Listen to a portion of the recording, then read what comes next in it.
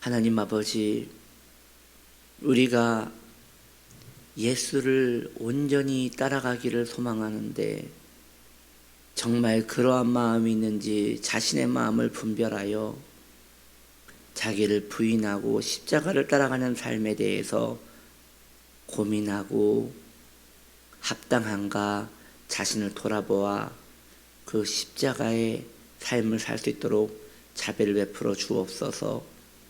익숙해진 우리의 신앙이 하나님이 기뻐하시는 신앙인지 자신을 점검하여 그리스도 앞에 온전히 자신을 세울 수 있는 복된 그리스도인들 되게 하시옵소서.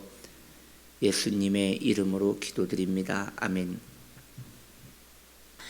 오늘 말씀의 제목은 놋 제단 재료입니다. 출애굽기 27장 2절, 출애굽기 27장 2절, 그 넵 모퉁이 위에 뿔을 만들 때 그 뿔이 그것에 이어지게 하고 그 제단을 놋으로 싸고. 자, 오늘 말씀의 제목 놋제단의 재료 가운데 아주 중요한 재료죠. 놋에 대한 이야기를 오늘과 내일 계속 이어서 하려 합니다. 자, 성막에서 놋이 사용되는 곳이 총 3곳이 있어요. 첫째는 저번에 우리가 배웠지만 한번 복습해 볼까요? 성막과 성소와 지성소를 4가지 덮개가 덮고 있다고 했지요. 이 4가지 덮개가 하나는 제일 먼저 하얀 세마포, 그 다음에 염소털, 그 다음이 붉은 물들인 순양의 털, 그리고 마지막이 해달의 가죽. 기억나시죠? 우리가 그렇게 배웠어요. 그중 2번째 염소털, 그 염소털에 갈고리가 있었는데 그 갈고리가 놋이라고 하였습니다. 2번째는 우리가 이것은 배우지 않았어요. 이것은 다루지 않았는데, 성소와 지성소가 있으면 입구가 성소 쪽에 있지 않겠어요? 성소 쪽에 기둥이 있단 말이죠. 그 기둥이 사람이 들어갈 만큼 듬성듬성하게 있어서 그게 입구인데, 그 기둥의 밑받침이 다른 곳은 은이라고 했죠. 이것만 입구 쪽만 놋입니다. 그리고 오늘 우리가 이야기할 이 3번째, 심지어 놋제단이라고도 얘기하는 이 번제단, 그 번제단이 이 조각목에 놋을 칠한 상태라고 하였습니다. 그렇다면 이 성막에 그 놋이 이렇게 분명하게 3가지가 명확하게 이야기하고 있다는 것은 놋에 대한 상징이 금과 은처럼 상징이 명확하다는 것이지요. 성막에서는 금과 은과 놋이 모두 사용되고 있는데, 그것은 성경이 우리에게 영적으로 시사하는 바가 있음을 알려드리는 것입니다. 먼저 한번 이것도 복습 차원에서 이제 여러분들이 자주 들었기 때문에 익숙할 것 같아요. 자, 성막에 금이 많이 사용되지 않습니까? 금은 그리스도의 영광을 상징합니다. 우리가 그리스도의 영광을 사모해야 합니다. 그런데 그리스도의 영광을 사모한다고 하여 그것이 사모되는 것이 아니라 자신 안에 있는 죄를 인지하고 도저히 용납받을 수 없는 내 자신이 하나님 앞에 어찌할까 할 때 우리 하나님께서 우리를 찾아오시고, 그 찾아온 것이 좋아서 그것을 갈망할 때 일어나는 아주 희귀하고 매우 귀한 성도의 큰 기쁨인 것입니다. 저는 오늘날 이 그리스도의 영광을 만난 사람을 거의 찾아본 일이 없습니다. 유튜브나 인터넷에서 혹은 다른 간증 집회에서 자기는 천국의 영광을 보았다, 그리스도의 영광을 보았다, 임재를 경험했다. 저는 그거 믿지 않아요. 그렇게 가벼운 것이 아닙니다. 물론 그분들은 또 이렇게 이야기하겠지요. 나도 가볍게 경험한 거 아닙니다라고 하겠지만 그렇지 않습니다. 그 영광을 만난 사람은 정상적으로 살 수가 없습니다. 정상적으로 살 수 없어요. 완전 그리스도께 헌신되는 삶을 살 수밖에 없어요. 그래서 이 그리스도의 영광 너무나 놀라운 것이지만 여튼 이 금은 그리스도의 영광을 상징한다고 보면 됩니다. 또 은도 많이 나오지요. 은은 우리 그리스도의 구속을 상징합니다. 이 구속이라는 것은 구원하심이죠. 은혜로 구원하심이죠. 이 또한 오늘날 우리 성도들에게서 매우 찾아보기 힘든 독특한 은총인 거예요. 참 답답하지요. 참 답답하지요. 여러분 조금만 논리적으로 생각해도 제가 왜 이렇게 답답한지 여러분도 이해가 되실 거예요. 지옥에서 구원을 해줬대요. 지옥에서. 그런데 지옥에서 건짐을 받은 자들이 그때 잠깐 감사하다 기쁘다 하고 그 다음에 다시 세속으로 돌아간단 말이에요. 그것에 대하여 잠깐 감사하고 교회 좀 나와주고 그것이 구속받은 사람의 자세라고 말한단 말이에요. 이런 게 어디 있어요? 그런 게 어디 있습니까? 이런 부분은 또 우리가 또 계속 이야기할 때가 올 거라고 생각이 들어요. 저는 이러한 부분에 있어서 여러분들이 좀 마음이 많이 답답했으면 좋겠어요. 계속 본인을 향하여 얘기할 때 나는 연약해서, 나는 영적 침체 때문에 나는 하나님을 섬기지 못하고 있고, 나는 구속을 받았어도 그것에 대해서 반응이 이렇게 없습니다. 제가 주님을 사랑하지 않는 것이 아니라, 이 구속을 감사하지 않는 것이 아니라 내 환경에 내 삶이 너무나 답답해서 그런 것입니다 라고 이야기하지만 정말 그런가 라고 생각할 때, 물론 이건 주님만 아시겠지만 여러분, 많은 부분에서 구속받지 못한 자들이 자신의 감정과 느낌으로 구속받았다고 오해하는 이들이 굉장히 많다는 것은, 이것은 오늘날 현실인 것이에요. 이 부분에 있어서 정직하고 온순하며 하나님의 긍휼을 사모한 자는 이렇게 물을 것입니다. 나는 그렇다면 나는 정말 구원을 받은 것이 맞은가? 난 정말 구원을 받는 것이 맞은 것인가?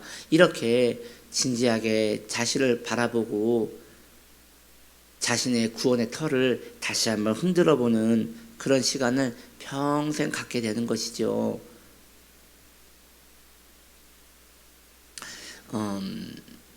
어떤 이는 이렇게 말할 수 있을 거예요.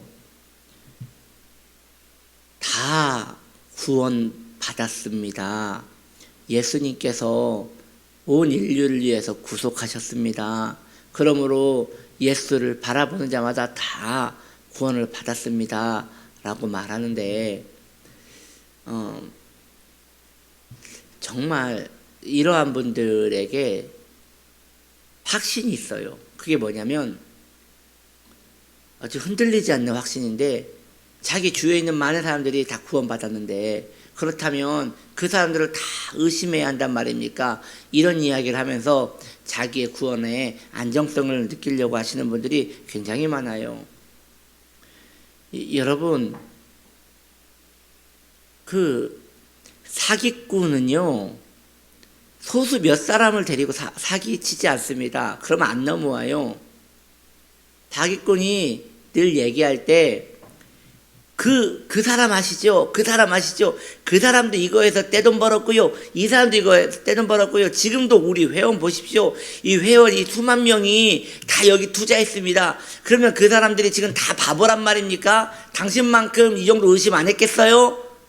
라고 합니다. 많을수록 사기는 더 당하기 쉬운 것이에요. 그러니 진짜 그리스도의 구속, 같은 그리스도의 구속이 자기 안에 있는지 없는지 확인하셔야 합니다. 자, 그리고 오늘 이야기입니다. 놋이지요? 놋은 그리스도의 심판을 상징합니다. 여기에서 이제 오늘은 좀 놋에 대해서 좀 깊이 있게 다룰 것인데, 이런 이야기 있잖아요. 우리 기독교에서 이제 풍류같이 이야기 되는 것인데, 귀에 걸면 귀걸이요, 코에 걸면 코걸이다. 놋이 그리스도의 심판을 상징한다는 것을 어떻게 알 수 있습니까? 라고 말할 때, 그래서 이런 성경의 검증이 필요하다라고 생각해야 합니다. 이건 샘플을 보면 알 수 있는 것이지요. 몇 가지 샘플을 이야기하고 놋이 그리스도의 심판이며 그 심판을 이제 우리가 맞이해야 한다는 것을 한번 이야기를 하려고 해요. 자, 먼저 모세가 만든 장대에 매달린 뱀이 있었습니다. 그 뱀은 놋뱀입니다. 그런 의미에서 놋은 심판을 상징합니다. 이스라엘이 불순종할 때 하나님께서는 그들에게 저주하여 이르시되 너희의 하늘은 놋이 될 것이라고 하였습니다. 이것은 은총이 가려지는 것을 말함으로써 이것도 놋이 심판임을 상징하는 것입니다. 또한 회복에 대한 말씀에서도 놋이 사용되는데 이사야 60장 17절에 보면 내가 금을 가져와서 놋을 대신할 것이며 라고 말씀하고 있습니다. 이것도 금은 영광이라면 놋은 심판을 의미하는 것으로서 회복되는 이스라엘은 영광이 심판을 대신하게 될 것이다 라고 말하는 것이지요. 저는 오늘날 우리 믿음의 성도님들이 이런 은택을 누리기 원합니다. 영광을 심판과 바꾸는 은혜가 있기를 바랍니다. 또한 계시록 1장 15절에 보면 우리 예수님에 대한 표현, 우리 예수님에 대한 그 모습을 이렇게 이야기하는 내용이 나와요. 그의 발은 풀무불로 단련한 빛난 주석 같고, 여기에서는 주석은 놋으로 이해해도 좋을 것이에요. 심판주로 오신 그리스도께서 그때는 놋으로 밟아 죽이기 위하여 오신다는 것이죠. 이를 미루어 볼 때 번제단을 모두 놋으로 덮었다는 것은 얼마나 심각한 건지 모르겠어요. 우리는 번제단의 의미를 대략 알고 있어요. 번제단은 용서잖아요. 번제단은 피가 흘려 내가 구원받았다는 그런 놀라운 메시지가 있는 제단이잖아요. 그런데 이 제단이 지금 무엇으로 덮여 있어요? 놀라운 일이에요. 놋으로 덮여 있어요. 세상에. 이걸 어쩔 거예요? 심판이에요. 놋제단은 모두 놋으로 덮여 있어. 틀림없이 심판과 관련된 메시지예요. 놋제단에는 불이 계속 타는 것이니 심판이 사라지는 곳으로 이해해도 좋긴 할 거예요. 무슨 얘기냐? 놋은 심판이에요. 그런데 거기에 재물이 타면 더 이상 죄인이 아니게 되는 것이죠.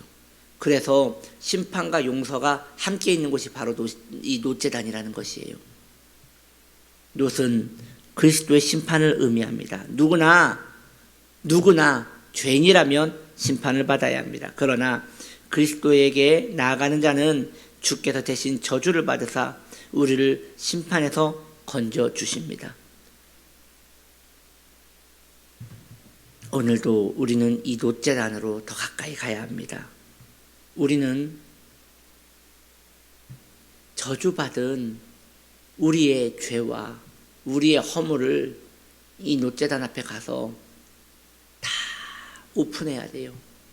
그리고 주님의 용서와 주님의 자비를 구해야 합니다. 사랑하는 성도님들이요, 제가 드리고자 하는 말씀이 이것입니다. 여러분들이 제 말을 이해해 주기를 바라면서 구합니다. 구원에 대하여 인내하십시오. 섣불리 구원에 대한 확정을 내리지 마십시오. 지금 여러분이 구원받았다는 모든 개념들을 의심하십시오. 그리고 인내하십시오. 내가 판정하여 입은 구원, 그것을 인정하지 마시고 구원이 진실로 올 때까지 그저 구원받지 못한 상태로 머무르십시오. 지옥의 입구에서 그냥 머무르십시오. 그러할 때 이 노새 두려움과 불타는 그 사랑의 회복을 우리는 그때서야 경험할 수 있지 않을까라는 생각을 해봅니다. 겸손하셔야 합니다.